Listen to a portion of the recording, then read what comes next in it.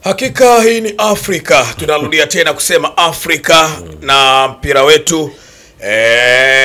Ndivyo hivyo bwana. Tunakosa mengi, tunakosa mazuri, lakini lugha tu nyepesi ya kumaliza haya, tunaweza kusema kwamba bahati haikuwa upande wetu. Tulijitahidi sana, tulipambana kweli kweli visiwani Zanzibar ili tuweze kubakisha kombe kwenye ardhi ya Tanzania. Hakika hatuna cha kuwadai wanaume. Walipambana kweli kweli jasho na damu, lakini kwa namna moja ama nyingine unaweza kutafuta sababu nyingi mno. Lakini lugha nzuri, bahati haikuwa upande wetu. Gadlisi Muro, uko vizuri? Cisco, namshukuru Mwenyezi Mungu, afya ipo. Yes. Na baada ya yote yaliyotokea, wanasema dhambi kubwa ama kosa kubwa ndio ni baada ya magumu yanayotokea, useme basi hapa ndo mwisho wangu wa kupumua. Kama bado unapumua, unapaswa kusema okay, it's over, there is always next time. Kwa hiyo binafsi nasema kuna muda tena mwingine. Bwana, sasa mambo ni mazito namna hiyo. Gadlisi Muro pia amezungumza hivyo, lakini wacha pia tukakujuze namna ambavyo mchezo ulikuwa. Lakini tutakwenda kumulika yale matukio tata yote ambayo tulipata kuyaona, na matukio ambayo kwa namna moja ama nyingine unaweza kutafsiri kwamba klabu ya Kuna Msimbazi Simba ilinyongwa kama sio kuchinjwa kwenye mchezo huu wa leo. Endelea tu kwa nasi sako kwa bako ili tukusogezee baadhi ya matukio, lakini pia tutakwambia namna ambavyo Simba aliruhusu pia kupata sare ya bao 1-1 kwa maana ya mchezo ulivyokuwa kwenye dakika zote 90 na zile 9 za nyongeza. Gadlisi Muro, lakini kabla hatujazungumza bwana, tuwapatie watu taarifa njema kutoka Tan Nice. Mabingwa hawa wanazalisha na kusambaza pool table nzuri bora, bomba na za kisasa zinapatikana kulingana na ukoto lako. Cha kufanya ni kufika kiwandani tu maeneo ya Mabibo Hostel ili uweze kujipatia bidhaa bora kwa gharama nafuu mno. Gadlisi Muro, nafikiri tuanzie kwanza kwenye matukio tata ambayo yamejitokeza kwenye finali ya Simba na Berkane. Na tukio la kwanza kabisa, nataka tufahamu namna ambavyo kadi nyekundu ya Kagoma ilivyotoka. Kwa upande wako, ilistahili kwa red card ama mwamuzi hakustahili kutoa red card? Tuanzie hapo. Kwanza wengi walijiuliza haraka kwamba kwa nini Kagoma anapata kadi ya njano, kadi nyekundu. Wengi walikosa kumbukumbu kwamba kipindi cha kwanza tayari alikuwa na yellow card. Na alipata yellow card nafikiri dakika kama ya 33. Sababu ilikuwa ni nini? Ukitazama pale imeandikwa arguments. Sababu ikishatajwa kuwa ni arguments, maana yake ni mzozano, mjibishano wa hoja. Inawezekana yellow wakati anaipata ya kwanza ni kwenye namna alivyokuwa ana provoke kwa muamuzi Dehane Beida kutoka Mauritania. Na unakumbuka alipewa yellow card baada ya hapo, ni kama Ngoma Shabalala kuna namna walizungumza pale, at least kapteni awe na mandate ya kuzungumza, na ndivyo ilivyo.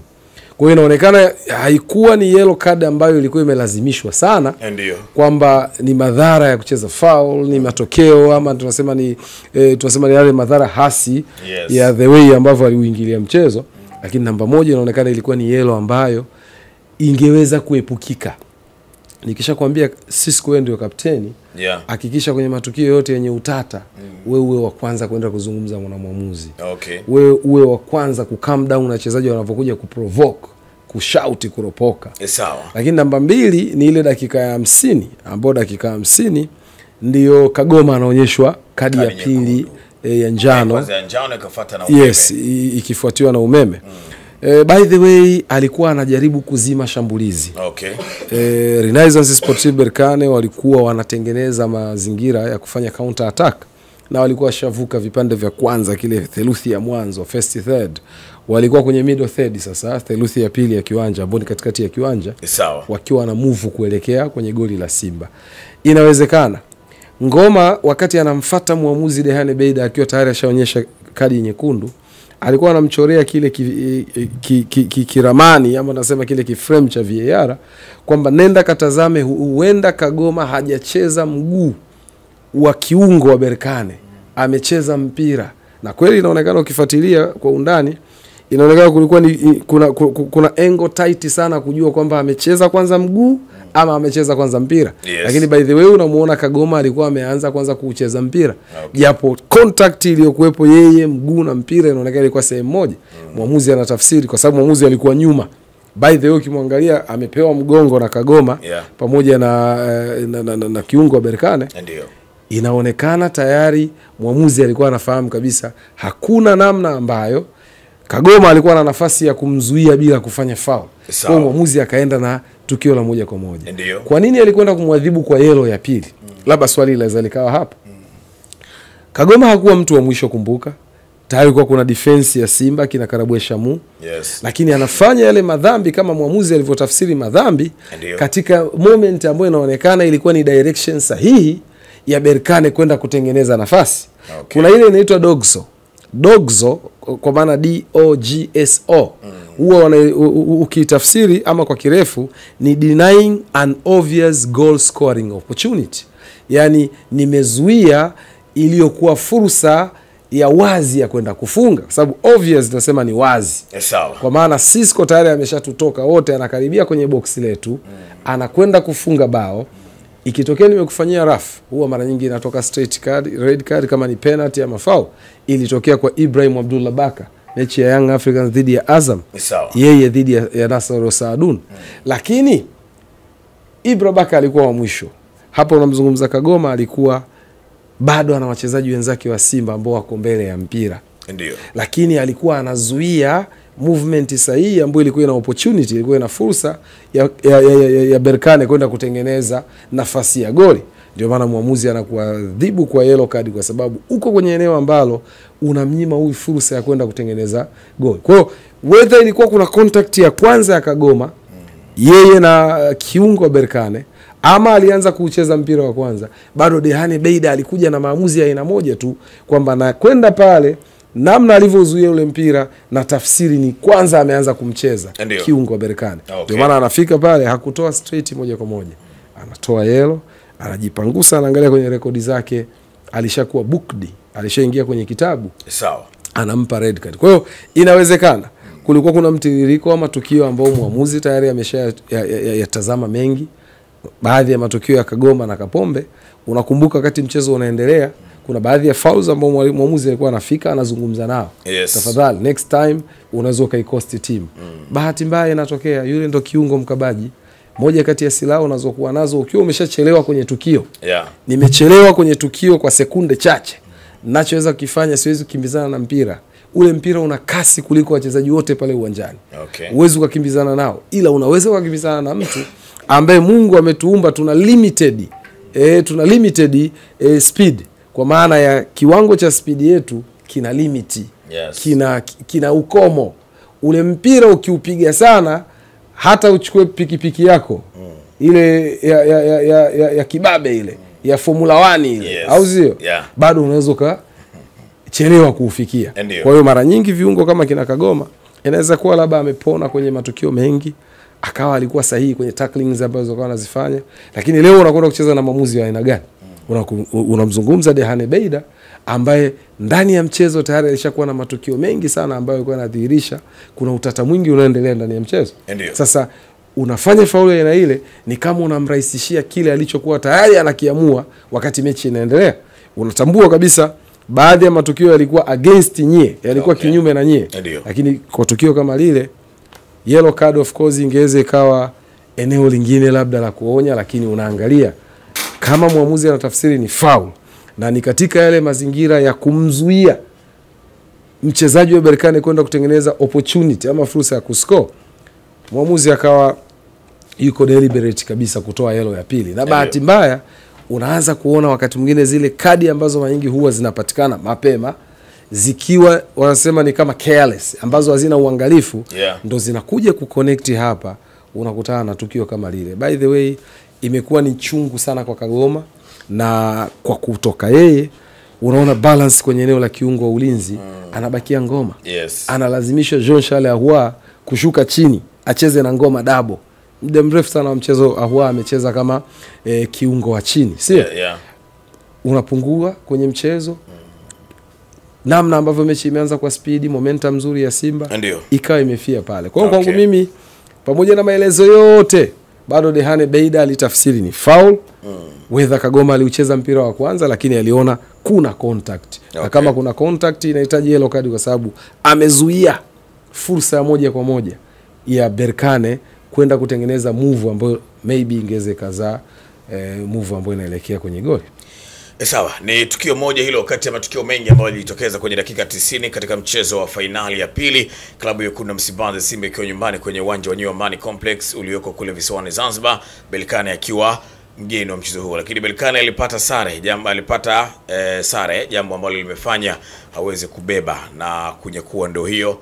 Na hii inakuwa mara ya 3 kwa Berkane kubeba taji hili la Afrika kwa maana ya kombe la shirikisho barani Afrika.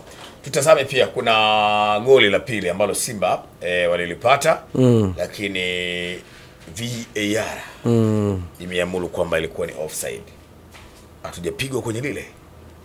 Kwanza kabla ya hiyo lazima tuwaeleze watazamaji kwa nini wakati wa ile yellow card ya Kagoma ambayo imekuja kuwa yellow ya pili kazaa red card. Kwa nini Ngoma alikuwa anaeleza sana muamuzi kuhusiana na kwenda kwenye VAR?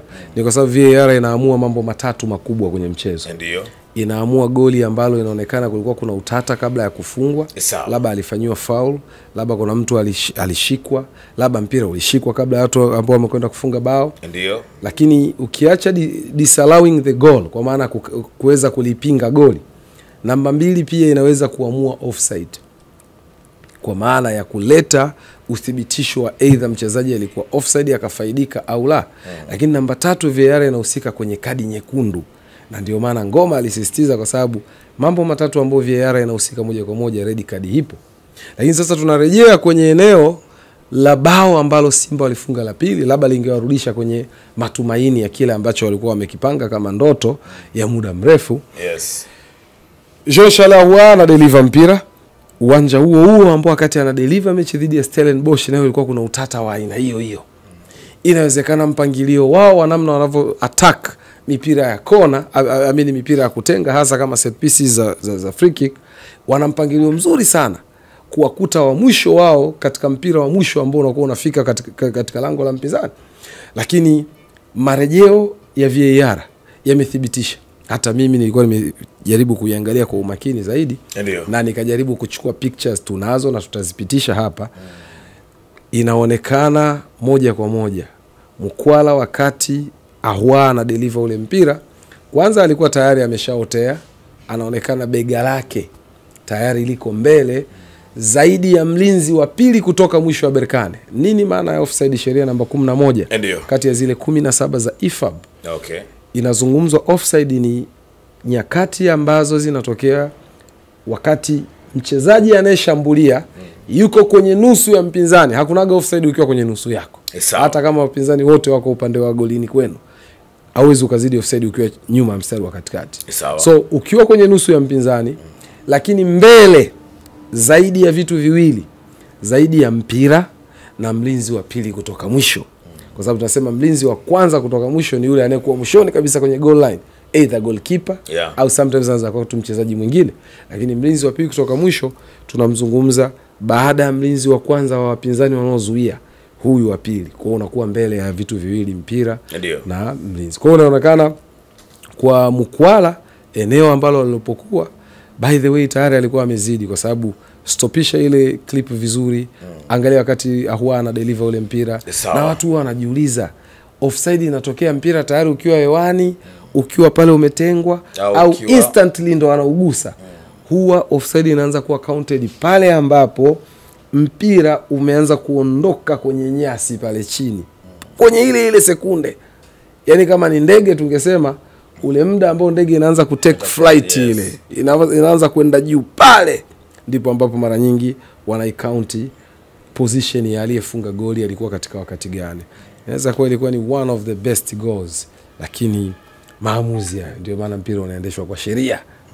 So matukio haya mawili unaona kama hili la offside ilikuwa ni clear, na uzuri picha tunazo zinaonekana. Kwako kuna tukio lolote pia Muro, tukiachana na hayo mawili ambayo unahisi labda ilikuwa na utata kwa muamuzi? Nafikiri leo kumekuwa kuna utata mkubwa sana. Utata umekuwa ni mkubwa kwa sababu ya namna ambavyo Dehane Beida kwanza aliingia kwenye hii mechi tayari akiwa na historia ambayo imekuwa sio nzuri kwa. Although ni ngumu sana kusema unamzungumza yeye moja kwa moja, inawezekana pia wasaidizi wake ambao walikuwa watatu kwenye mchezo Utakumbuka mchezo kati ya Mamelodi Sundowns dhidi ya Young Africans msimu uliopita 23-24. Yes. Pale Afrika Kusini, bao la Aziz Ki ambao kwa marejeo ya kila kitu na kwa uthibitisho hata wa rais wa CAF mwenyewe Patrice Motsepe alizungumza, mpira wote, circumference ya mpira ule, mzingo wa mpira wote ulikuwa ndani ya mstari wa goli. Ni kweli. Na ingewezekana ilikuwa nafasi ya Young Africans kucheza nusu finali ya Champions League. Lakini maamuzi hayakwenda sahihi. Kwa nini? Mwamuzi anakumbukwa alikuwa ni yeye, Dehane Beida. This time pia wakati anakuja kuchezesha mechi hii ya Simba, ilianza kuibuka speculations, baadhi ya taarifa kwamba inawezekana ni miongoni mwa waamuzi ambao wamekuwa na utata dhidi ya timu za kusini mwa jangwa la Sahara. Lakini miongoni mwa fauzi ambazo zilikuwa zinafanyika zikaenda kuzua taharuki kwenye benchi la ufundi. Zikamwagwa kadi nyingi sana kama unakumbuka kipindi cha kwanza. Pale kwa kina Fadu. Red cards zimetembea, yellow cards zimetembea. Ni maamuzi ambao wakati Mutale ana dribble kuelekea kwenye goli la Berkane, alifanywa foul ambayo ikionekana ilikuwa ni clear foul kuelekea kwenye goli la Berkane. Lakini iliruhusiwa move ambayo ilikuja ikazaa foul upande wa pili.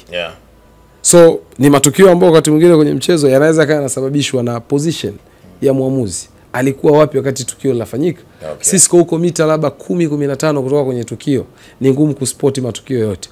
Lakini ukiwa chini ya mita 5 kutoka kwenye kila tukio, ni rahisi kuona kila tukio linavyokwenda. Lakini hii ni soka la Afrika sisi. Unafahamu namna ambavyo siasa za soka la Afrika ilivyo. Inawezekana tukazungumza kwa upande huo bila kuwakosea heshima Berkane. Very strong team. Moja kati ya timu ambazo zimewekeza kwenye ubora, quality ndani ya kiwanja, lakini wakati mwingine maamuzi yanaweza yakapelekea mechi ikawa na tension zaidi ambavyo ilikuwa. Simba wanamaliza walikuwa na yellow cards karibia 5. Berkane pia wamemaliza karibia na yellow cards 4-5. So unaweza kuona anaweza kuwa alifanya kazi yake katika ubora, lakini kukaa kuna maamuzi mengi ambayo yalikuwa yanatiliwa shaka kwenye mchezo huu wa leo. Inawezekana eneo pekee ambalo wameweza kulimaster ni additional time. Namna ambavyo dakika za nyongeza zilikuwa zinakwenda. Kuanzia first half na second half, dakika za kumaliza mchezo 9. Inawezekana waliweza kulimanage kwa sababu kulikuwa kuna upotevu wa muda kwa kiwango cha juu, hasa kutoka kwa Berkane, na namna ambavyo walikuwa wanatumia muda mwingi sana wakati wa collision ikitokea mgongano. Akienda chini anakula dakika. Ambapo hiyo mara nyingi ndiyo technique ambayo inatumika na timu nyingi za Kiarabu. Zikishakuwa tayari wanajua matokeo kwa upande wao, one of the best things wanazifanya ni kuhakikisha wanakufrustrate kwenye muda, Cisco. Yaani wanakutengenezea mazingira ya kukuvuruga akili yako kupitia muda. Yaani Cisco nikishajua ni mpinzani wangu kwenye hii biashara, kesho anapaswa kusafiri kwenda China, mimi napaswa tu kucheza na namna nitakavyomvurugia muda wake. Whether ni barabarani, whether ni airport, sehemu ambayo anatakiwa details zake zikaguliwe kwa haraka, inabidi tutengeneze mazingira asitumie nusu saa, atumie masaa mawili. Sasa tayari kiakili unaondoka kwenye mchezo. Na hawa timu kutoka UNAF swala hilo wamefanikiwa sana. Na of course kwenye addition time mimi sikuona kama kulikuwa kuna shida, ila matukio yanayohusisha duels ni yale mapambano. Mmegongana, mmegombania mipira ya chini juu, bado utagundua kulikuwa kuna utata ambao ulikuwa unazungumzwa kwa kiasi kikubwa. Lakini end of the time yeye ndo ana maamuzi ya mwisho. Na bahati mbaya ni moja sisi. Baada ya yote ndani ya kiwanja, waamuzi, nafikiri ni sheria FIFA aliweka, nafikiri ni miongoni mwa kanuni zao ngumu sana. Lini uliwe kusikia mwamuzi kafanywa interview? Hapana, ni ngumu. Walau tungekuwa tunapata interview za waamuzi tungeelewa. Lakini hakuja kuwa na interview ya waamuzi. Na ni kama FIFA walichungulia wakasema hapa tungekuwa tunaleta utata wa 100%. Na bahati mbaya matokeo yakishatokea, hakuna kinachobadilika baada ya makosa ya mwamuzi. Ataadhibiwa na kamati ya waamuzi kama ni ya kafu, ataadhibiwa kwa ripoti ya referee assessor, yule mtathmini wa waamuzi wa mchezo. Lakini ni ngumu kuja kubadilisha kila kitu kwenye scoreboard. Mimi nikushukuru sana Godless Edmuro. Asante. Bana, ni Godless Edmuro huyo. Umepata kusikia mengi na mazuri, lakini kubwa zaidi tulikuwa tunamulika na kuyatazama matukio tata ambayo yalijitokeza kwenye finali ya pili kati ya Mnyama dhidi ya Berkane. Mnyama amekubali kuondosha kombe hilo bwana kwenye ardhi ya Tanzania kwa mchezo huu wa pili kukubali pia kupata sare ya bao 1-1. Kumbuka mchezo wa kwanza Simba lilazimisha kipigo chembamba cha mabao 2-0. Hivyo on aggregate Simba 1 Berkane 3. Mimi naitwa Cisco, nilikuwa na hapa mwamba kweli kweli Godlisten Muro, nyuma ya kamera yuko Pako. Kwa heli.